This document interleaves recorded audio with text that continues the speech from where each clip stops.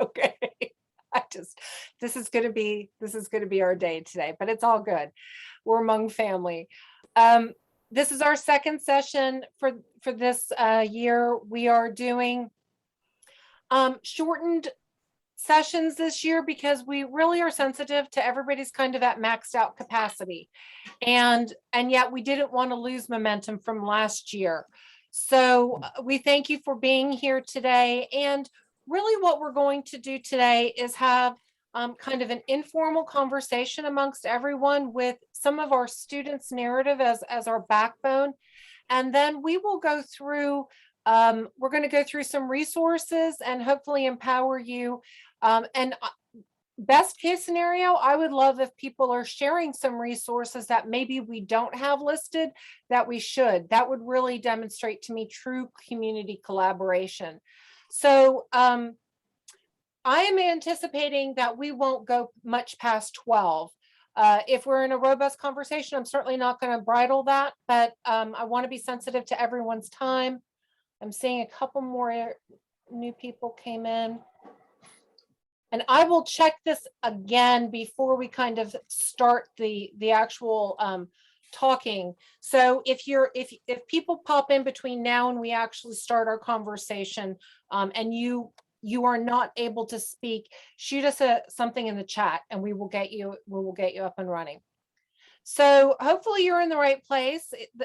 This is the York County Coalition on Homelessness's student subcommittee and our volunteer efforts to bring greater awareness, as well as to really start to dive a little deeper into the collaborative process and how important that is across the county. And come on. So we want to give thanks to our partners in this work. There's so many, and it doesn't happen unless we are all working together. Want to give a special shout out to Kelly Bletcher-Tass and Allie Smith from the Coalition on Homelessness.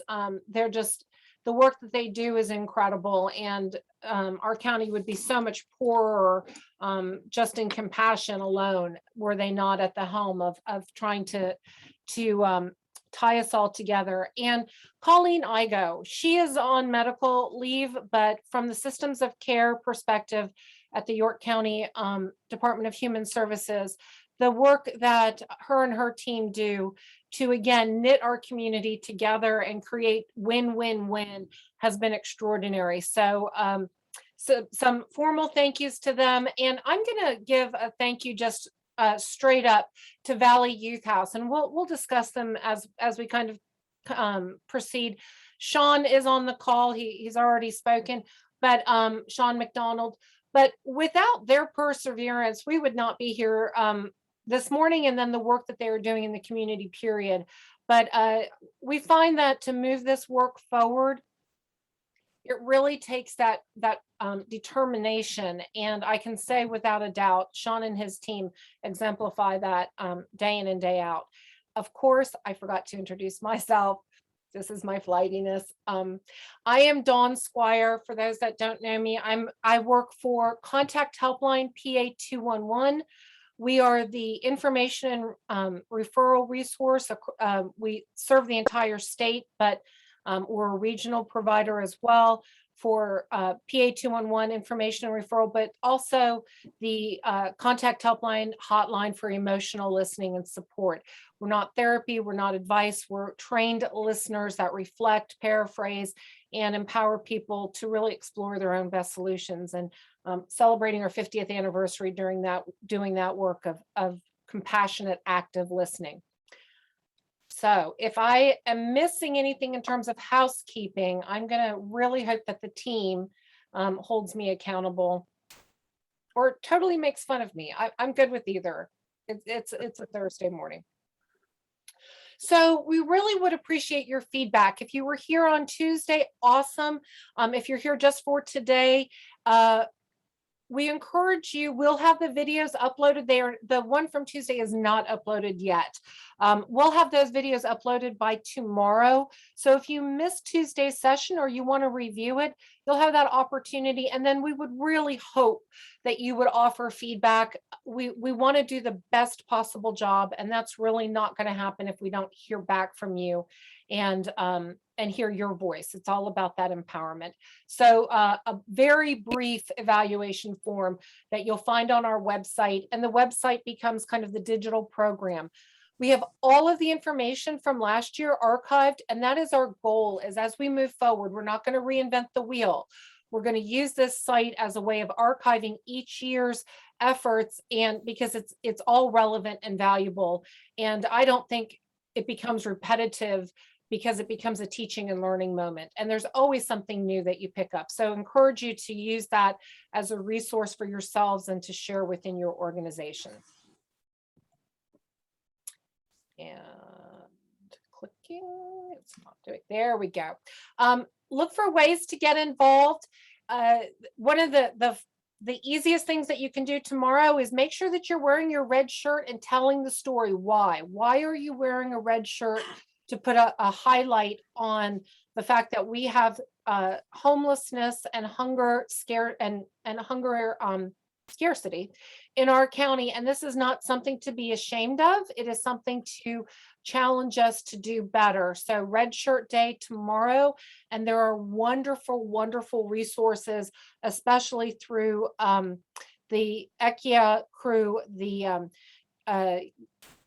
I am blanking out. ECHIA, Education for Youth and Children Experiencing Homelessness. They did a wonderful program yesterday with the I Will Be Your Voice, and that can be found on the county's Facebook page. Please take a look and share that. So this morning, our session is called Out of the Mouth of Babes, and we are trying to keep things engaging, and I hesitate to say light, but light so that people are not overwhelmed. And we don't want to minimize perspective or what people are going through, but we want that conversation to start and not be super academic and super heavy. And we recognize that our young people have incredible wisdom and experience, and we want to harness that. Because we have this philosophy that nothing for you without you. And certainly when it comes to the practical end game of getting programs up and running and sustaining, that we've got to hear from those that are most impacted by the work. This can't be prescriptive. Those days are gone. So this was an effort to really start to cultivate that student voice. Again, an extra special thanks goes out to Valley Youth House and Cal Weary for making this segment possible. There were many barriers, and I'm not going to go into extreme detail, but just know that it wasn't easy, and it was quite frankly reflective of some of the challenges that we faced doing the work, period. There were technical issues. There were issues of some organizations that jumped right on board and then fell away. Other issues of organizations that stepped up and then were concerned that maybe it would shine a negative light on their organization. And so they did not want to participate. Other organizations just weren't sure how to organize it. And so Cal and Sean McDonald came together and helped us to fill in the gaps. Like most things that we do, this is not ultimately what we envisioned. We had hoped to have a much deeper conversation, but we're going to take this as an amazing first step. And the students that you're going to listen to in a few minutes are mostly from York City, and we recognize that that doesn't tell the whole story. This is not a city issue, it's a county issue. But quite frankly, they were the ones who are willing to come to the table. And my heart is really, really thankful for that. And I appreciate the fact that they were very honest in saying, we have some students that were like, I'd like to share, but I don't want to be on camera. And that was awesome. We were like, absolutely, you jump in how you need to. And we had other students that said things like, I wish my other friend could be here because I think that their story is important. So what we believe happened this year, it was a first step and a step to build trust and a step so that when we go out into the county, we can share some of this material and say, please notice there was not any shame and blame. We were attempting to generate a conversation, and these aren't just conversations, and I want to stress this wasn't a conversation to say you were someone who experienced homelessness. It was a conversation to cultivate perception, and that's what we hope to do with you after the short video. So the other thing is that we really want to bring home that our young people's voice is important. Sometimes they may say things that some of us old heads may question the process, but the content is incredibly valuable, and we need to be listening with that lens for the emotion that they're sharing and for the ultimate content. And I was blown away by their vulnerability and their courage to speak with us a couple of weeks ago. So I want to share that we had seniors in high school, a junior in high school, and then a young woman who was recently graduated. They were very honest and being very nervous. We had about 2 hours of conversation total, and we synthesized it down to 5 minutes so that it was digestible for us as a team, and then digestible as we share it moving out. We will not share their names. We want to maintain their privacy. We have a lot more content, and if that's something that you're interested in hearing and seeing, we'd be glad to share that with you. So a couple times in the video, and it's kind of hard to see because some of them have their masks on, you're going to hear a voice that is off to the one side, and that was one of our participants that wanted to be off camera but wanted to talk. So try not to get too confused about that. So this morning, our process is going to be, we're going to play this video. Hopefully you're all going to be able to hear it and we don't have any technical glitches. And then we're going to kind of go through the questions that we shared with the students and have our own internal conversation. My ask would be is that we try not to do what I do and talk too much, but think through making your response meaningful. Share emotion, and please don't share any personal information. I don't want to ever make assumptions as to who's participating. We will not share any names of students or families. And we're going to honor privacy with respect to that if you do have a short story to share. So if I have to kind of cut short a conversation, please do not feel disrespected. We want to try to get through this in a timely fashion and keep people engaged. So these were the conversation starters that we had. And even though you don't hear it in the video, our process was to have young people ask each other these questions. So throughout the 5-minute video, the question was asked, how do you define homelessness or those experiencing homelessness? What community resources do you know about that are available to help those experiencing homelessness? How do you think people find themselves experiencing homelessness? Are you aware that different agencies define experiencing homelessness differently? And we went a little bit more deeply into why that is and what issues that can cause. And then how do you think people feel today versus in the past about experiencing homelessness?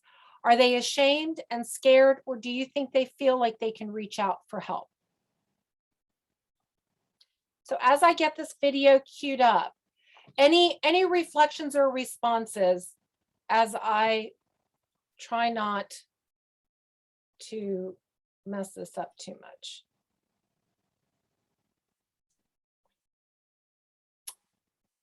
Anything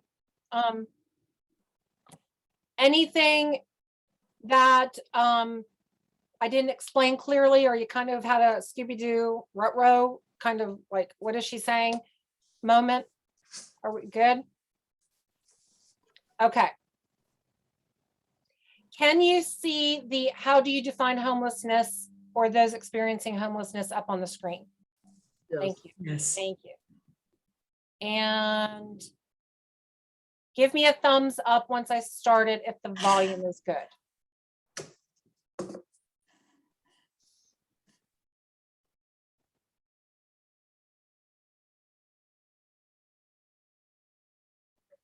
Missy, is the volume good? No. Is it no volume at all? No volume at all. Okay. So. Still no volume? I'm not hearing anything. Okay.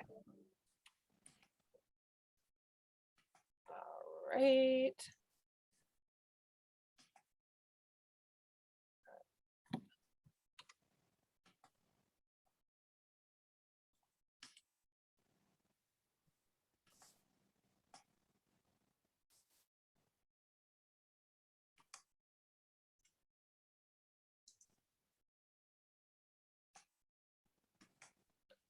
It was working. I want to let you know that it was working. I did test this out. Let's.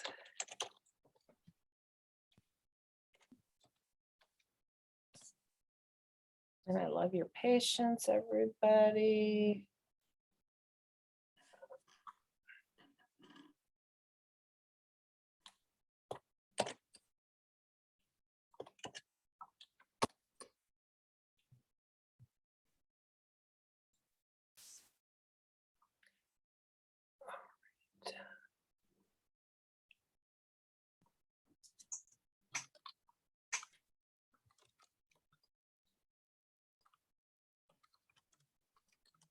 It's the sound's muted. That's part of the problem. Right, to call your own. There you go. Yay. Okay.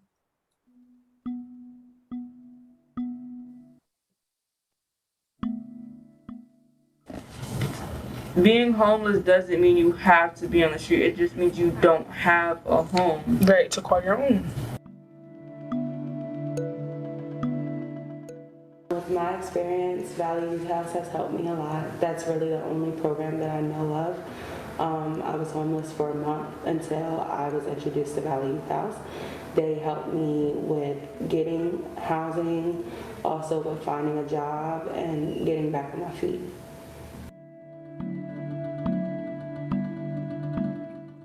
When a person is really in need of help and they don't get the help that they need, and some of them just give up. So they are sleeping outside in the cold or, under bridges and things like that.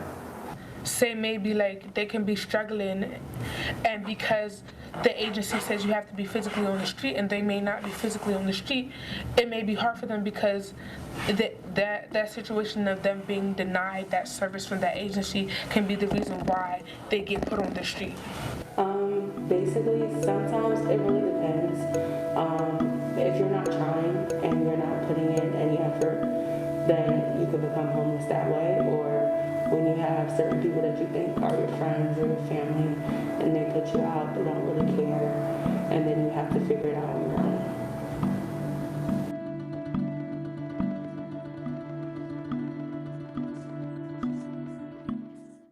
With the school, like I feel like with school, like homelessness can mean like that you like sometimes it can mean like that you don't have like just a stable household, and that you're living with somebody else or whatever the case may be. And like as far as like agencies and stuff like that, you have to be physically, on the streets, physically, not having food to eat, not having a place to sleep, not having a place to shower and do proper hygiene. So it is really a difference between like different agencies and like just different companies and stuff like that in general. It is like they define it differently.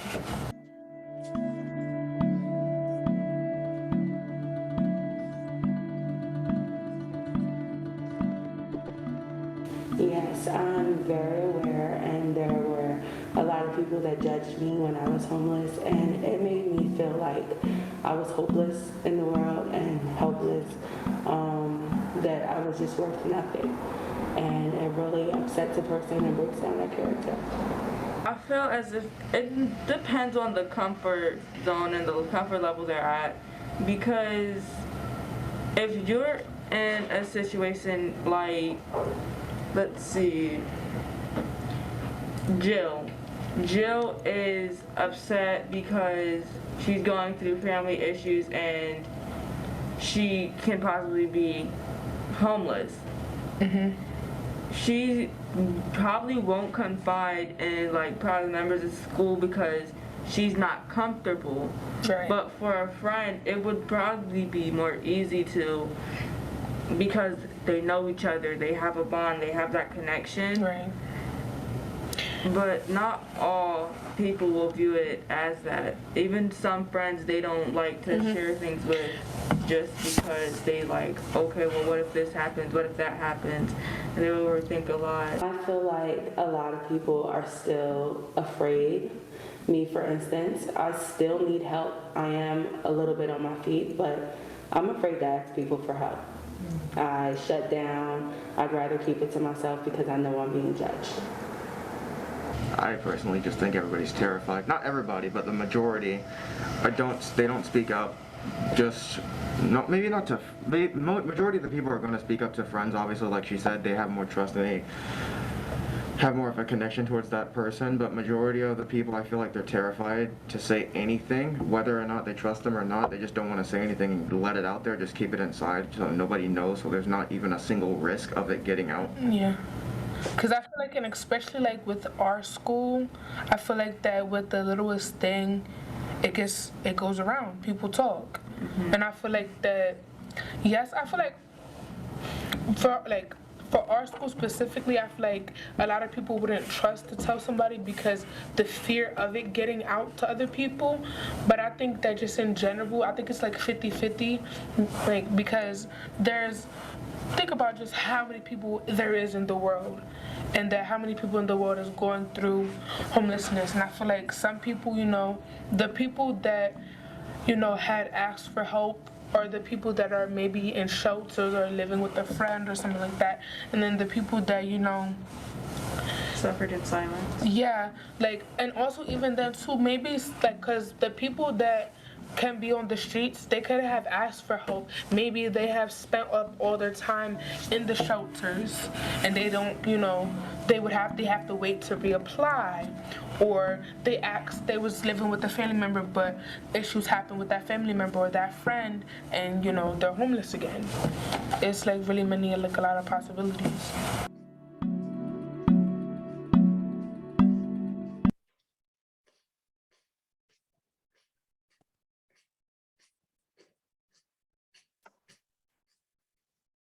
So one of the things that struck me was this absolute willingness to attach just the emotional content to what they were going through. And again, out of the 5 students that we were willing to speak with, actually 3 of them had not experienced homelessness, but they absolutely had friends that they knew of. And I thought their sophistication in being able to attach those feelings of hopelessness, of isolation, were profound. And when I speak to older people who've gone through it, those are some of the key emotions that that come out is the fear, is the isolation, and eventually the tearing down of their own self-worth that leads into those feelings of hopelessness. So I though this was just 5 minutes, I really do think that it started to capture some very valid, obviously it comes from them, it's valid, but content that we certainly, those that are working with people that are experiencing instability, can vouch for. So the first question I'd like us to kind of go through for a couple minutes. Feel free to speak out, to put it in the chat. How do you define homelessness or those experiencing homelessness?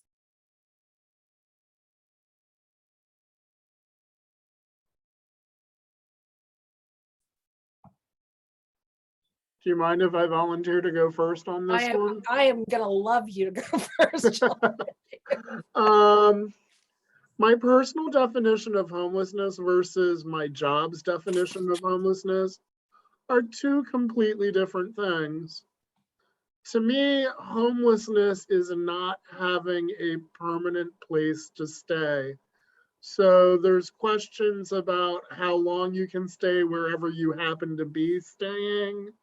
The concept of couch surfing, where you can stay with friends or relatives for short periods of time, but you don't have anywhere that's permanent that you can call yours and where you live. That's how I personally define it.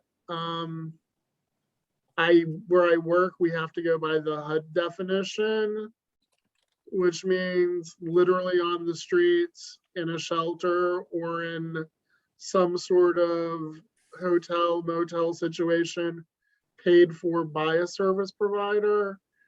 And I think those two definitions are miles apart. Yeah, I would agree. In the chat, we have not having a home of their own, anyone who does not have a stable home or permanent housing. I'm going to throw in there, we have so many kiddos and quite frankly adults that it might go a little bit beyond couch surfing, but not much. And they certainly are aware that that space is not their own. And that feeling of being a burden starts to permeate and color their self view and their view of family. What other thoughts do we have on how we define? I see motel residents. Feeling safe. Feeling safe is also important. That came from Pam. Somebody was about to speak. Yep. It was Wanda, Dawn. Yep.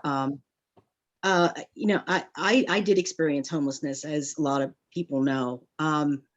And you know, for me, I agree that the definition, I would say, is not having, just at the core of it, is not having a stable permanent home, a stable permanent residence. But I would go a little bit further than that and include some of the other concepts that people are throwing out there. And for me, I am in a stable permanent situation right now, but I've never felt like this apartment is my home. No, I'm actively looking to transition to something else because I'm in a program that has not been appropriate for me for a very long time. So I think even I think we have to look at, even when someone does get technically housed, that may not be their permanent home. You know, it might be a temporary, it's great to have a stable environment to live in, but it may not be the ultimate goal for them. You know, we may need to start to have to change this paradigm a little bit and shift this paradigm to, the goal shouldn't just be housing someone, but getting them into a real home. You know, and I think you're touching upon something, and correct me if I'm wrong. And I heard this from the students, and then I heard this from Dr. Smith a couple of weeks ago. Homeless to Hopkins. It's not just the roof over the head. It's the feeling, somebody else, Pam mentioned safety, but it's a feeling of belonging in that space and community. And I don't think that gets too touchy-feely. I think that speaks to compassion. I think that speaks to the kind of community that we want to build, that we believe that all of our community members deserve. And it starts to tear down those barriers of stigmatizing when we do need help, is if we are anchored in a community that has compassion and cares and understands everybody goes through stuff. We start to bridge that gap into allowing people not just to then leave York when things get better. You know, if you're in a situation where you're experiencing instability and you feel shame and blame and everything, that as soon as you start to feel better and get your legs underneath you, you may not stick around and call that place home because of all of the negative things that it made you feel while you were going through that bad situation. Caleb has shared not having a place that you have any ownership over. You may have a place to sleep or store your things, but you don't have a legal right to stay there. I guarantee you'll be able to stay there for any length of time, or the ability to nest and make that space your own. Thank you. Thank you for sharing. Anything else as we move into the next question? Any aha moments that you're kind of having? And if there's somebody who wants to speak but is unable, I'm kind of going through and making sure that your microphones have been enabled. Okay. Deb raised her hand. Deb raised her Yeah. hand. Hi, I'm Deb Detzel. I work for the YMCA New American Welcome Center. We deal with mainly immigrants and refugees in whatever their experiences are, but we also deal with a number of people experiencing housing insecurity in different ways. And I think that the definition of homelessness in many ways has to come from the person in the experience themselves. I had a referral a few weeks ago. I had 2 referrals on the same day. And they were both, mothers with kids, one about to be evicted, the other one living in a motel with 2 children. I reached out to both of them. And there's always various means of reaching out to people who are in, transient circumstances. And so communication is never straightforward or quick. But the one person said, I have a case manager at WellSpan, and this is what we're working on. I also have a lawyer because this isn't right, and I should get some money for this. And it was like one situation where that person felt very empowered and actually had a 20-year work history as a nurse. Wow. And I was able to say, here are some housing opportunities that may come about in the next 2-3 months, and I can connect you to speak with people that can put you, in that pipeline. I called the other person, or was emailing with the other person, and she said to me, I'm paying for this motel room. I have a full-time job.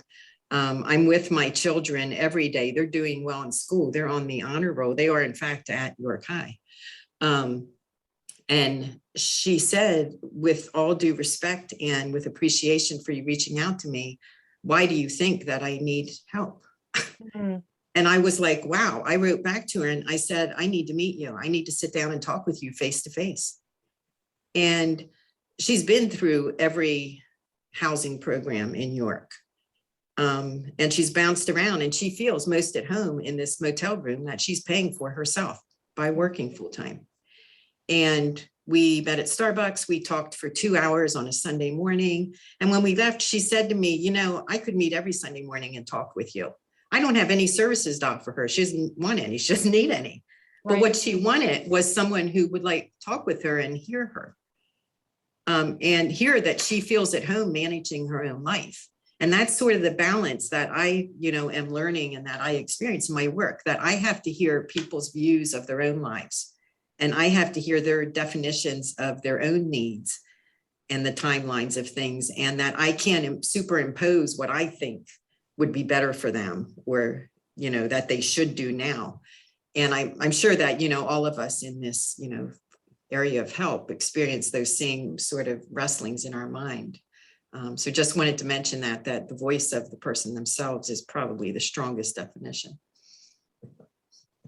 Deborah, thank you so much for sharing. You said it so eloquently. And that came out with the students as well, is simply that trust and not making any assumptions. And I think that for those of us doing the work now, that I would like to believe that that is a real shift from how services were delivered 15, 20 years ago, is that we absolutely do believe that the person going through it has the strongest voice in creating their own best solutions. And so thank you very much for that eloquent reminder. And that segues into what community resources do you know about that are available to those experiencing homelessness? The students seem to feel that there weren't very many that they knew of. And I think that, again, I don't want to put words in their mouth, but I think that as a community, maybe we need to do a better job of letting them know from the time that they're little that their schools should be a safe space to share, and empowering them across the board, because if they are going to a friend, you want them to feel empowered to reach out, to gather that information and to assess if that's going to work for them. And certainly the young lady who is connected with Valley Youth House has an amazing trust relationship with them, but she didn't feel like she knew other resources. But I'm thinking if you kind of scratch the surface, there may be more resources that she's aware of, but it's not as evident as maybe we hope people know about. And then I think there's the overt that sometimes we're our own worst best kept secret, and people don't know enough about what's going on. So I'm going to throw this question out to the group. What community resources do you know about that are available to help those experiencing homelessness? Dawn, it's Wanda. Can I just plug something really fast here? Sure. I just want to throw this out to everyone on this call. Some of you probably know this, others may not. I have a community access, a cable access show called Knowledge is Power. I started back in 2016. It was at the studio for a couple of years. And then I did a trauma-informed care training and went on hiatus. And then the pandemic kind of just really knocked everything off the table. I'm getting back up now. I have a virtual platform, so now everything's going to be virtual. And I want to put this out there, and I'll put my contact information in the chat box. Anybody on here who would want to come on the show and talk about your agency, talk about resources that you have, I would be more than happy to have you on. I'm also thinking, as we're looking at this question, it would be cool to do a whole week on just resources, because this is a community show. It's not like, oh, it's a provider thing for providers. It's a community show. So anyone who would be interested, please reach out to me. Thank you, Dawn. Thank you, Wanda. And you speak to one of the issues is, for those of us that some of these are very familiar faces and names as we're looking at participants, the reality is it doesn't get too repetitive to share this information on a cycle, because so many times you're not sensitive to it until it then comes across your experience, or you're working with somebody who that is their specific experience. So I think sometimes we kind of check the block. It's one and done. We meet once a year or every other year. But I think that we've got to do a better job. And I'll put that on 211 contact helpline. We've had a lot of conversation. How can we get this information out there on a more rotating basis, so that it's sparking when it needs to. I'm in the chat. I'm seeing from Mia, Bell socialization. Absolutely, they're kind of the gatekeepers with regards to housing stability in the York County system. Life Path, an amazing community shelter for men, women, and families, women with children. Community of Hope, absolutely, through the CPC, and of course, Valley Youth House. And thank you, Wanda, for putting your contact information in there. What else? What else might be available that maybe is outside of the box? Some community resources that you know about. April is asking if any of these agencies serve Adams County. Some of them do, and where the shelter systems are concerned, at least in our area, so many of the shelters, if you can get to that county and there is availability, you have access. But there's the conundrum. Number one, things were tight before the pandemic. Things are tighter during the pandemic. So yeah, some of these resources absolutely do cross counties. Asbury Church on Market Street is a great resource, especially for men's clothing on Wednesdays. They're fantastic. Please feel free to unmute yourself. If it's just my voice that you're hearing, I'm concerned we're gonna get bored.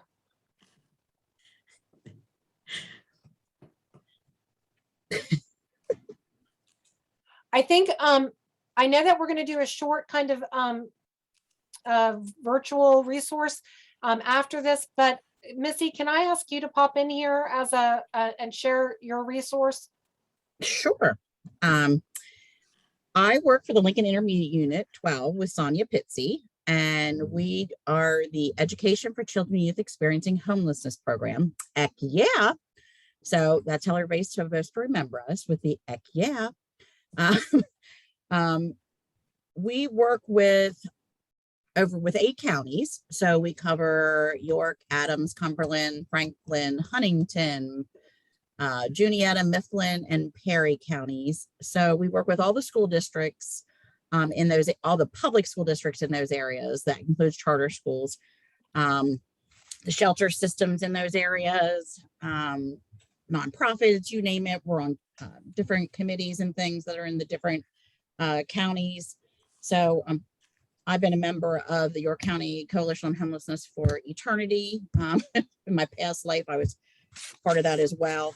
But we work very closely with the families and the schools and what have you to make sure that school stability is our focus, is making sure that the kids remain whenever it's in their best interest in their school district of origin. So the school district they've been attending, even if they've, are homeless now and living outside of that area. So that's what we do here at our office and across the 8 counties. What else? Sonia, for the past 8 years, was, this is Hunger and Homeless Awareness Week. I guess it's for 9 days normally. About 8 years ago, Sonia also created, and we do it across the state of Pennsylvania, that we have the Education for Students Experiencing Homelessness Awareness Week, which is started on Monday, the 15th, and it ends tomorrow, the 19th, with the Red Shirt Day. Yesterday, we had a webinar, Zoom type webinar that was, I thought, fabulous, put together in very short notice, but was just, I think after we hung up and got off of everything, I was sitting there and Sonia and I were trying to talk about it and everything. And it was kind of I was like, I have tears in my eyes after that. Because we had got perspectives from 2 liaisons within York County school districts. And there were 2 youth who had been homeless in another part of the Pennsylvania, but had participated in it. And they actually participate on a youth board that they have in their area. So it was just very eye-opening, and people were real upfront. The other part of it was the video was probably about an hour, and we will be posting it on our Facebook page as well as our YouTube page. So if you want to like us, we're ECYA PA on Facebook, as well as ECYA PA, and that's ECYEH PA on both our YouTube page. So we're going to be putting it out on there. We did a Capitol presentation on Tuesday, where we also had one of our homeless liaisons from the school district also come up and presented. And we've had such great support with the representatives from the state of Pennsylvania. Representative Bollick, who is from Philadelphia area, was homeless herself at one time. So she is a real go-getter when it comes to homeless youth, children and youth. Plus Miss Universe, who used to be Ms. Pennsylvania, and Ms. America, who is now Ms. Universe. She spoke, and she also was homeless. So she shared about her story.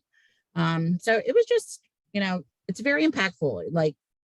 You know, we always say, one of the things I was listening to what Deborah was saying is, you know, is like people being one of the big things we always talk about whenever we have presentations or things is, you know, you've got to leave your judgments at the door. You know, things happen, you know, no one wants to become homeless, you know, things just happen and it happens.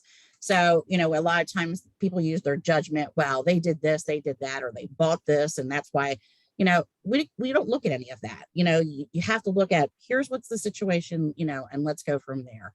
And it's just so important to really not place judgment on people and how they got into the experiences that they got into, as well as, you know, I've been in this field for, God, 30 plus years, and just the differences in the definitions. Like the definition that we go by is through the McKinney-Vento Act, where if you lack a fixed, regular, and adequate nighttime residence, you fall underneath that category.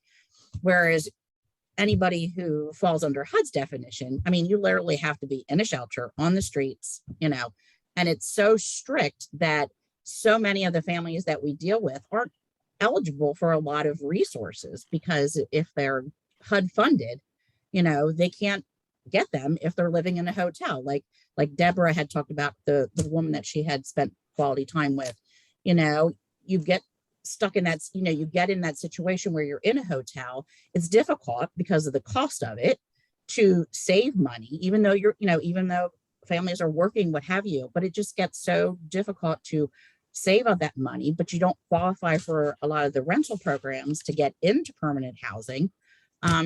So it's just like, you know, you get stuck, you know, it's just, you kind of get stuck. People burn their bridges. Yeah, yep. it's a real catch-22. Yeah, I mean, it really is. It really is. Thank you so much for sharing, Missy. And Yep. Deborah again shares that she's working with a Haitian refugee family Yep. in a motel in East York with the 10th grader at York Suburban, and she desperately wants to stay in school, but the family has to leave the motel at the end of this month and cannot find affordable housing in Suburban District.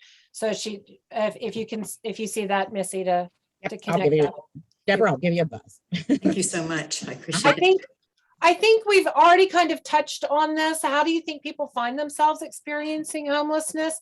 I would like to believe as a community, we have really shifted from thinking those judgmental, negative thoughts in terms of, you know, it's just drugging and bad decisions and that kind. I mean, I think I would like to believe that the pandemic has humbled us all into understanding how quickly things can shift on a dime. And I know for most of us, you know, we're one paycheck or we're one experience from instability being what we have to live versus some kind of faraway thing. So in the essence of time, I'm going to move past this because I think from the responses I'm hearing that we have a good kind of a good understanding in that and how that's shifting, but I'm going to hold people accountable to put something in the chat of how do you think people find themselves experiencing homelessness? I'm seeing Jennifer saying a sudden increase in the cost of almost everything. And yes, rents have literally doubled. In my research, rents have doubled in our area in the last 15 years. And we know that salaries have not kept up with that, as well as the cost of healthcare can immediately cut people's legs under them and send them in a spiral of instability. The next question is, and I was kind of surprised to hear the students' responses, but I think it was incredibly important. How do you think people feel today versus in the past about experiencing homelessness? Are they ashamed and scared, or do you think they feel like they can reach out for help? Have things shifted to less stigmatization? Is that a word? Today in 2021?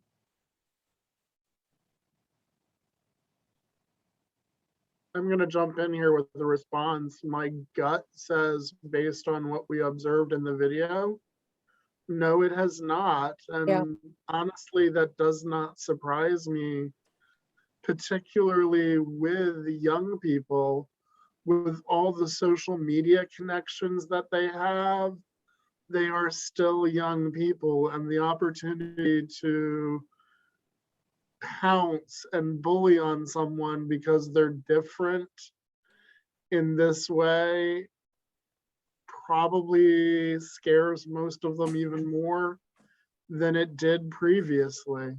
That element of social media. I was, because I've been very fortunate and blessed to work with people that have been very generous in spirit and shared. I was slightly taken aback by how immediate and intense their emotional response was for it. I had thought things were a little less shame and blame oriented, and I was very much appreciated their honesty and courage in sharing that. Gary is sharing, it depends on their outward personality as well as self-esteem. Absolutely, Gary, I would agree with you 100%. That element of their internal compass being crushed and chipped away at is a theme that I have heard over and over again in terms of this experience, and how that leading to hopelessness and then adding on the mental health concerns just creates such a negative and traumatizing experience. They are the toughest young people I've encountered, and they are the most fragile. And it is, those layers can make it very, very challenging for them to navigate when they move forward. And I think that it goes without saying, we all need to be extra sensitive to that, to that really tough, wonderfully resilient shell, and that they will share. But really, if they allow you in, it doesn't take a lot to peel back and see how tender and vulnerable they are.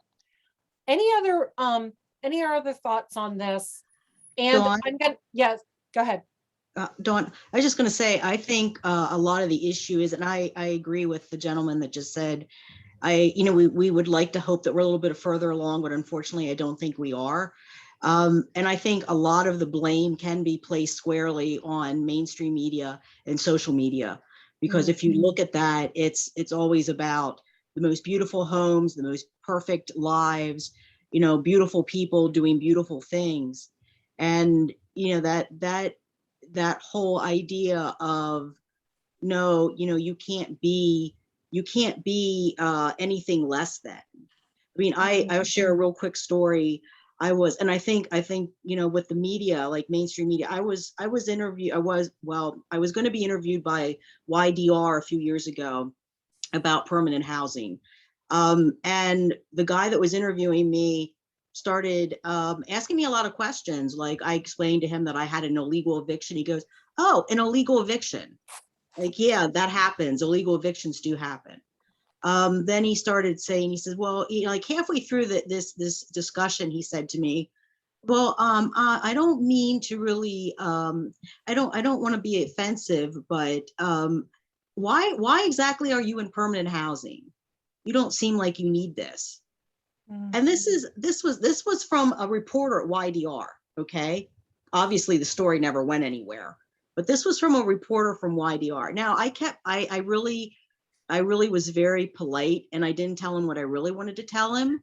But I think that's a big issue, is I see all the time, they pick and choose. Like, they will look at, oh, okay, well, the narrative of homelessness is either somebody that is, mentally ill and talking to themselves and dirty and, that kind of narrative. They don't want to show that there are people who, like myself, I'm college educated. I graduated 3.85 GPA from Millersville University. But I was homeless. It happens to everyone. And it's a shame that, these kids don't get that side of the story. And that could be why they're a little bit ashamed, or, because, they don't, Well, and I'm going to jump out on a limb here and say that, sometimes our immediate response when we're looking at what students are expressing in terms of a gap is to say, oh, we need to create a new curriculum. We need to, another program kind of thing. And I'm going to jump out on a limb and say that I think maybe one of the deepest solutions that we can embed with our children starting in kindergarten is simply that coming from a restorative practice lens is empowering those students as young as possible and their families to feel safe to reach out no matter what, and to operate in a community that will trust their resiliency, trust that solutions are messy and not all the time the first time sticks, but it's creating a community that we can come together and talk about things, not just homelessness, not just this, not just that, but just in general, that voices will be heard and shared, and that we will collectively work towards solutions together. Because we all know with homelessness, that's the tip of the iceberg, and it's so many other things that are underneath it, that those skill sets of problem solving and trusting have to come from a deeper place in community. I'm gonna move on to the next question. So kind of in a nutshell, is there anything else you would like to share, or any insights you feel might be valuable to this initial community conversation on homelessness awareness and strategies? Thought I'd just.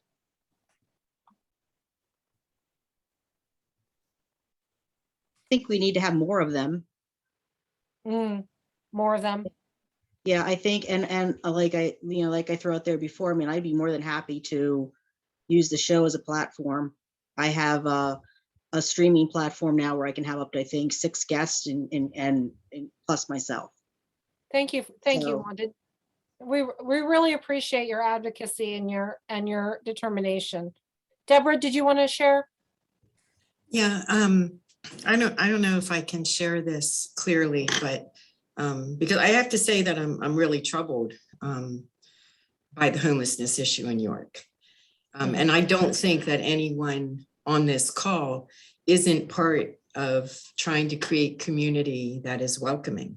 I've just returned to York after 10 years in Los Angeles, which, you could call the homeless capital of the world, maybe.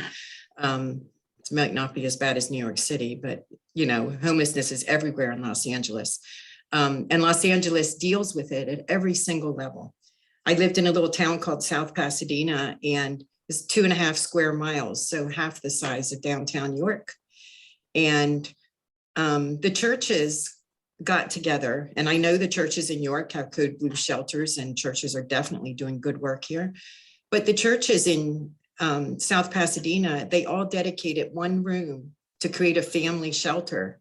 And 3 churches in close proximity banded together to support that one family towards self-sufficiency, with people in the church signing up to bring dinner once a month and sit down with that family so they can know, what work they've done prior, what they might be interested in, and trying to deal with them, person to person, not help agency to person, but person to person. And that started in South Pasadena about 8 years ago, and it's still quietly running, where when there are homeless people in the community say, come with me to this church because I know they have a room for homeless families. And the schools are involved, and the policy of Little South Pasadena, the entire policy of Los Angeles, is that homeless people are people in transition that are sort of out in the public eye, but they're on the same footing as far as respect, as far as protection. Homeless people are protected in Los Angeles. They can put up tents and sleep where they want. And so from here, we look at homelessness in Los Angeles and we think, what a failure. But in fact, there's huge success because homeless people are safe in their tents. And homeless workers are on the street every day. In the pandemic in Los Angeles, which right now has a 94% vaccination rate across Los Angeles County, they hired homeless people to go out and talk to homeless people about getting vaccines. So the homeless people had income, and they were being, homeless people needing vaccines were being spoken to by people like themselves. And there's this out of the box thinking that happens all the time, you know, and I love York. I was born and raised here. I've worked outside of York most of my adult life, but always come back because my mother is still alive here and I have family here. And I've always really cared about York. You know, I'm third generation in York. But there are things that never change. Yesterday, I found out that in the city of York, there are no trash containers given to people living in houses and apartments. I don't know where you live, but you know, where I've always lived outside of York, there was always trash containers given. And here, you know, people living in apartments get fines for putting their trash out behind their house until trash day. And getting fines when you're poor can make you homeless. And so, you know, there's a policy in the city that's not right. And people are not being treated like people outside the city are. And unless, you know, those of us that work directly face to face with homeless people and people, you know, in transient situations, unless we can somehow get to the policymakers, you know, we're going to keep helping people like mad because, you know, that's what we do and we really care about it and we know the things that we can share. But policies keep people homeless. Mm-hmm. And unless we can get to those levels and deal with it, you know, we're just going to keep bailing the boat here. I was in a meeting yesterday where I asked if any of the housing agencies that have waiting lists share their waiting lists. And the answer was like, no, you know, we can't make them share their waiting lists. And I said, well, I know for a fact the people I'm working with, they get on every single waiting list. So maybe, you know, everyone has a waiting list of like 40, 50 families, whatever, but maybe they're the same 40, 50 on all the other waiting lists. And maybe if we could share information, for one thing, we wouldn't see our task as insurmountable. We also might be able to focus services better if we aren't all, you know, reaching out to the same family every week and spending time in, you know, 8 different agencies doing that. That we, you know, we need to coordinate better at the record level. And there's so many sort of infrastructure type things and policy type things that are beyond the scope of my work. But, you know, I think important enough that I'm willing to do volunteer time on it. And I think probably most of you are aware too of those kind of policies. And, you know, someone's alluded to the, you know, the HUD policies about being on the street before you can get services. Those kind of things just don't work. I have a homeless guy, a 77-year-old Cuban guy who doesn't have a social security card, so can't get any housing. He's at the shelter and he can barely walk. And he has to leave the shelter every morning at 8:30 and he can't come back till 11:30. And then he leaves again. He can barely walk. He's 77. He's got glaucoma in both eyes. He's had 2 heart attacks. He doesn't have a social security card and he can't get one because he's lost all of his immigration documents from 1980. And all the housing agencies say, well, without a social security card. So, you know, like, how is it ever going to change if we can't change the policies that we work under? Thank you so much, Deborah. Thank you so much for sharing. And what you're speaking to is one of the lights that I have seen start to really seep into the York community. And it is because, I'm going to just say it straight up, it is because of the tireless work that Kelly Bletcher-Tass's team has done with the York County Coalition on Homelessness. And I'm gonna call out Robin with Friends and Neighbors. They have, just through sheer gutting it through and faith, and I know this is more of a, you know, a public forum, but that faith that sustains that team of Friends and Neighbors to move forward and to say exactly what you've said, Deborah, that these are our community members.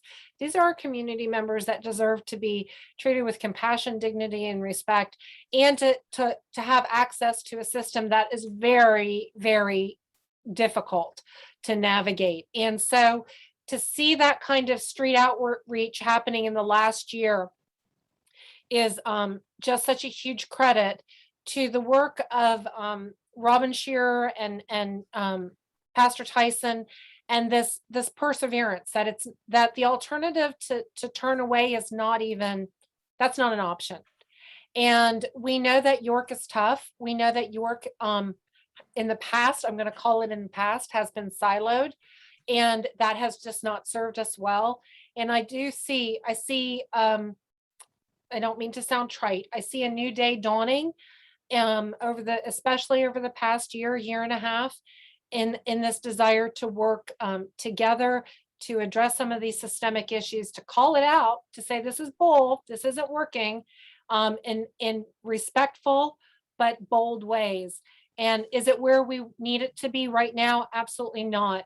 But we need to continue to support the work of the people that are doing it, the people that are on this call, and to find more avenues, not to have more meetings. That's not the goal. To find more ways of working together to serve the people effectively.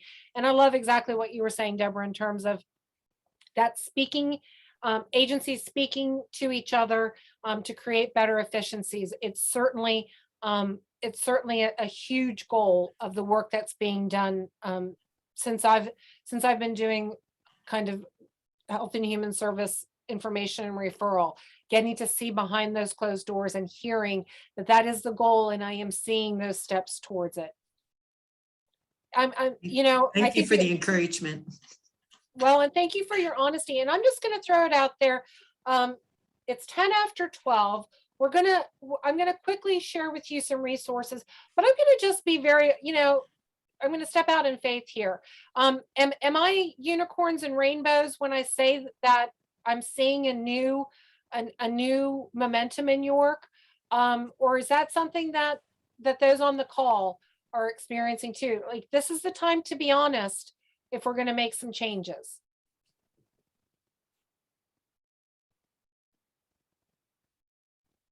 I do see some change, Dawn.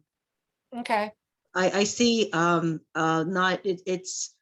it's very slow though, I think, Yeah. and I'm speaking from a client perspective. I'm seeing now, I know there's more, and I'm just talking to a provider last week about the program that I'm in, and people that are kind of outgrown their programs, but where do they go other than stagnate in that current program? And a lot of the agencies are now getting on board and trying to develop other programs that are more appropriate for individuals. But I think we do have, and if we're going to be talking honestly, and I won't name names, but I will say, I think York City administration, there's individuals in the York City administration that walk around and talk about how they're going to do this and they're going to do that, and oh, if you elect me, I'll do this and I'll do that. Well, they get elected and nothing happens, or very little happens. And I think that's another issue, is these elected officials need to be held accountable. I agree with everything that Deborah said. Deborah, I'd love to have you on the show, and I'd love to just talk to you one-on-one privately about some of these things and see how maybe we could get something started in the community to really push this kind of agenda. And I hate to use the word agenda, but to kind of push this change forward. I'd love to do that. Thank you, Thank Wanda. you. Anybody else have just some brief insights as I'm going to share briefly resources and where you can find them. And we'll start to wrap up. But any other insights on if York is shifting and how you're seeing it shift? I'm going to jump in here and just say, as someone who kind of went through a similar experience, grew up in York, left, and then came back 20 years later, that I've definitely seen more interaction between agencies and more partnerships happening. I know that the work between Bell, the Community Aid Society, with the Friends and Neighbors program, CPC, and us has been amazing to help the clients that we serve get linkages to things that they need, that I don't think 20 years ago would have happened. But 20 years ago, my program also didn't exist either. Mm-hmm. So just the fact that we are actually focusing on housing homeless youth and young adults and have supports in them separate is progress. Do I think where we need to be? No, but I think it is evolving and moving in the right direction. Thank you, Sean. And I think for some of us, for all of us here on the call, I think that progress certainly is never, it doesn't happen fast enough because we are working with those that mean the most to us. And we want these things to change overnight. But I think that also speaks to the need, the absolute necessity to empower the young people, because it will be the gauntlet that they will need to pick up. This, even if we get it, even if we were to fix it tomorrow, we need to make sure that we've empowered and educated those that are coming up after us to be able to sustain it. And that sustainability piece is critical. This is not the one person show or the one agency show. It's for the community to be healthy. We all have to be doing it, and our young people have to feel ownership of it as well. I'm gonna, can you see the screen that says resources? Yep. Okay. I'm not gonna bore you. I thought we would have the opportunity to kind of do a virtual resource fair, but I feel like the conversation that we had was really important and valuable. I'm gonna point you over here to the website in the resource tab. If there is anything that's popping out that anybody wants to give a quick shout out to, would love to hear from people. Again, Bell Socialization tends to be the gatekeeper in terms of passing critical information onto the county when somebody is in dire need. 211 also takes on that role. We will take what's called the triage tool and ask them a series of questions, and every morning that gets passed on to the county. Every county handles coordinated entry differently. 67, 63 counties in Pennsylvania, and it's all different. So what they do in Adams County is different than what they do in York, but Bell tends to be the gatekeeper. 211 is an entry point as well. We don't provide direct housing services for York, but we do pass on that information and then gets evaluated. I believe it's twice a week. Children's Aid Society has jumped in and been a huge advocate and cheerleader with the coffee spot and York Cares, and helping to be the muscle on the skeleton. Community Progress Council definitely stepping up to provide emergency rental assistance through the ERAP program. And I put in the chat, their self-sufficiency program is amazing. For up to 5 years of working with the family in critical ways. You talk about building that bridge of trust. Everything I've heard about that program is incredible. It is, Dawn. I'm taking the self-sufficiency course right now. In fact, we have a class tonight. It is amazing. Yep. It's absolutely amazing. And you honestly don't have to be in a critical situation to take it. Yeah. It's open. We have a group. We have someone who is she's working, but she's kind of in that she's couch surfing between homelessness and couch surfing. We have someone else who is in the middle of a divorce, and she just got a new job and she's trying to change careers. It's just amazing. We have an amazing group of people, and yeah. And I don't know, do you have Tenfold on there? You know what? I don't. And I will make sure that Tenfold gets added. And I am sorely remiss. York Area Housing Group is York Area Housing Advocates, and I will get that updated as well. I missed that, so I do apologize. I want to make sure that we're not overburdening our school districts, but to recognize that highly trained, compassionate staff there, in their social workers, in the school liaisons, and those teachers that spot that young person that's hungry or cold or struggling and reach out and build those bridges of friendship and trust. They are some of our heroes, and we want to acknowledge that those are those anchor points for students and for families, is that school trust relationship that that if people don't trust us, they are not going to share with us, and we can't work with them then to build their best solutions.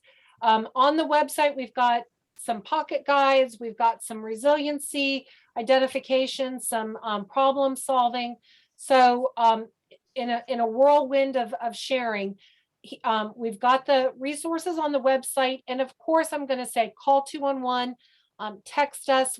Texting is typical business hours, Monday through Friday, but you can call 24/7. And I know sometimes it's tough to get through, but we are transitioning to a new phone system mid-December.